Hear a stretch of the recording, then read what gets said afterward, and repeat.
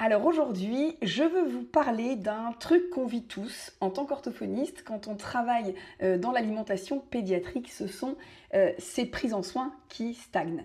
Vous savez, cet enfant que vous voyez depuis 3 mois, 6 mois, 1 an, voire plus, et vous avez l'impression de tourner en rond.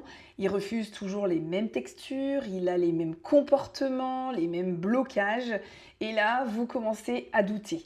Est-ce que vous faites les bonnes choses? Est-ce que ce que vous proposez est cohérent? Est-ce que vous devez changer d'approche? Est-ce que vraiment cet enfant peut progresser finalement? Est-ce qu'il n'y a pas un truc que j'ai loupé?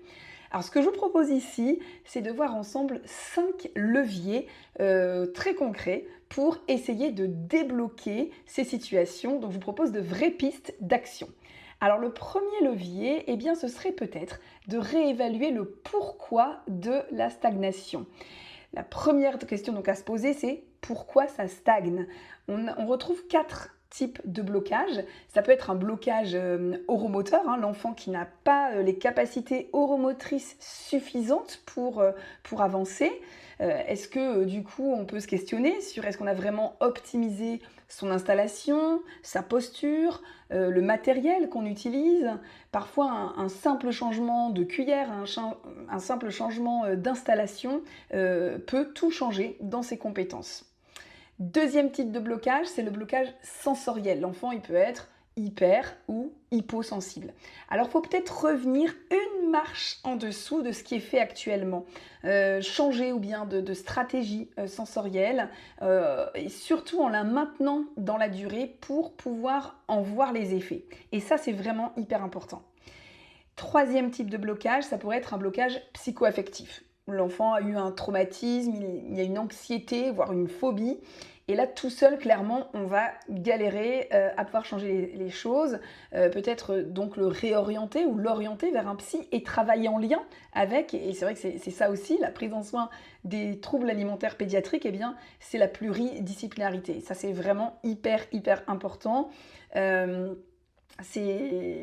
une des bases en fait de ces prises en soins. Quatrième type de blocage, ça peut être un blocage environnemental. Les bénéfices secondaires, pas de cohérence entre les différentes personnes qui travaillent avec l'enfant, pas de réelle demande ou même de réelle motivation de la part de la famille. Alors ça vaut le coup de se poser et de reprendre tous ces points avec la famille. Tant qu'on ne travaille pas en lien étroit avec eux, eh bien clairement ça va stagner. Donc, premier levier, prenez-vous quelques minutes pour réévaluer honnêtement quel type de blocage vous avez devant vous. Parce que si c'est sensoriel et que vous bossez l'oromoteur, c'est sûr qu'à un moment donné, vous allez tourner en rond. Deuxième levier que je vous proposais, c'est de sortir de sa zone de confort. Alors ça pique un peu parce que est-ce que vous, finalement, vous n'êtes pas en train de stagner également? Je m'explique. On a toutes nos petites routines thérapeutiques, nos exercices fétiches, les trucs avec lesquels on est hyper à l'aise. Mais parfois, c'est ça le problème, c'est que si on fait toujours la même chose, on obtient toujours le même résultat. Alors concrètement, qu'est-ce qu'on peut faire? Peut-être de tester une approche que vous n'avez jamais utilisée. Une nouvelle stratégie sensorielle, par exemple, une thérapie oromotrice, jusque-là peu explorée. Et c'est vrai que quand on fait peu, on n'est pas très à l'aise avec ces nouveaux outils et on a tendance dans ces cas-là à refaire les mêmes choses, des choses pour lesquelles on est à l'aise et ça roule. Alors c'est pas facile de changer, mais ça vaut le coup d'essayer. Ce que je peux vous proposer aussi, c'est de changer de cadre. Peut-être que vous faites toujours vos séances à table, assis, au bureau, dans le bureau. Eh bien, peut-être essayer de bouger à domicile pour une séance ou alors d'aller au parc, faire un pique-nique quand il fait beau, d'aller à l'épicerie avec lui, choisir un aliment. Bref, changer de cadre, ça vaut des fois le coup aussi, ça peut rebooster un petit peu la prise en soin. Et puis d'impliquer quelqu'un d'autre, d'inviter notamment le parent en séance. Pas juste 5 minutes à la fin, mais vraiment une séance conjointe avec le parent, voire même avec un autre professionnel. Parfois, ce regard croisé peut débloquer pas mal de choses aussi. Ou encore proposer des groupes, ça c'est hyper stimulant, effet garanti. Troisième levier, d'impliquer vraiment les parents. Alors attention, je ne dis pas que les parents ne sont pas impliqués, souvent ils sont même ultra investis, voire même épuisés. Mais la vraie question, c'est est-ce qu'ils savent quoi faire concrètement à la maison? Parce qu'on leur dit souvent, continuez à proposer, soyez patients, pas de pression, ok. Mais comment? Concrètement, peut-être filmer une séance ou un petit bout de séance, avec leur accord évidemment, hein, et vous leur envoyez. Comme ça, ils voient exactement ce que vous faites, comment vous le faites, le ton que vous employez, la façon dont vous présentez les choses, comment vous gérez aussi le refus de l'enfant. Et peut-être donner-leur aussi une ou deux actions très concrètes, très précises à faire dans la semaine. Une action très simple. Par exemple, voilà, cette semaine, une fois par jour, vous laissez l'enfant toucher sa compote avec son doigt avant de manger à la cuillère. C'est tout, mais un truc qu'ils peuvent faire. Et faites des séances avec eux tant que possible, évidemment. Pas une séance où eux regardent, mais mettez-les en action. Et nous, on va observer, vous allez ajuster. C'est le vrai travail d'équipe, en fait, dans les troubles alimentaires pédiatriques. En gros, les parents sont de toute façon nos meilleurs alliés, alors autant les outiller très concrètement. Quatrième levier, vérifier qu'il n'y a pas un truc médical qu'on a raté. C'est hyper important. Hein. Est-ce qu'on a écarté en fait toutes les causes médicales? Parce que des fois l'enfant stagne, mais c'est qu'il a mal. Alors une checklist rapide, le reflux. Hein, est-ce qu'il a été recherché, traité, réévalué récemment? Les problèmes dentaires, caries, aftes, les poussées dentaires. Tout ça, c'est important de regarder la bouche. La constipation chronique aussi, un enfant qui est constipé en permanence, qui a le ventre plein, mais il est inconfortable, il n'a pas faim. Les allergies, les intolérances alimentaires, hein, parfois il refuse des textures parce que ça lui fait mal et il y a une réaction qu'on n'a peut-être pas bien identifiée.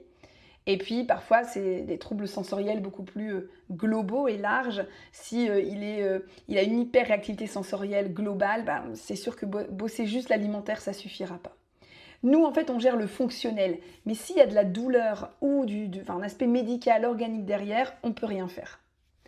Et le cinquième levier, ça sera se recentrer sur un objectif minuscule. Alors, ça peut paraître contre-intuitif, mais écoutez bien, c'est que quand ça stagne, on a souvent tendance à vouloir pousser plus fort, plus d'aliments, plus de textures, plus d'ambition. Mais en fait, il faut parfois faire l'inverse. Revenir à quelque chose de minuscule, mais de solide. Par exemple, au lieu de vouloir qu'il mange des morceaux, ce serait qu'il touche un morceau avec son doigt une fois par repas sans pleurer. Au lieu de vouloir qu'il mange à la cantine, ce serait qu'il s'assoie à table avec les autres pendant 5 minutes, même s'il ne mange rien. Vous voyez, c'est des petits pas, mais qui peuvent relancer la machine. Ça redonne confiance à l'enfant, ça redonne confiance aussi aux parents, puis nous aussi, ça nous redonne confiance clairement.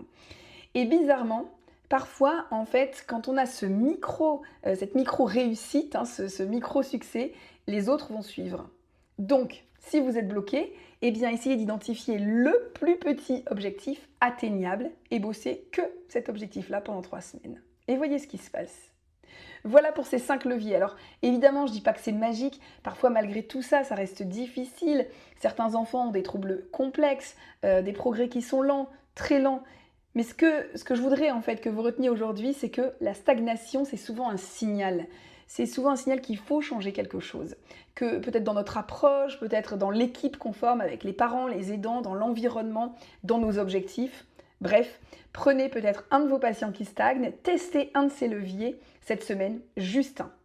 Et si vous voulez en savoir plus sur cette thématique très particulière de la stagnation de nos prises en soins et les leviers qu'on peut aller chercher, venez au premier congrès d'alimentation pédiatrique by Happy Ortho les 19 et 20 novembre 2026. À bientôt!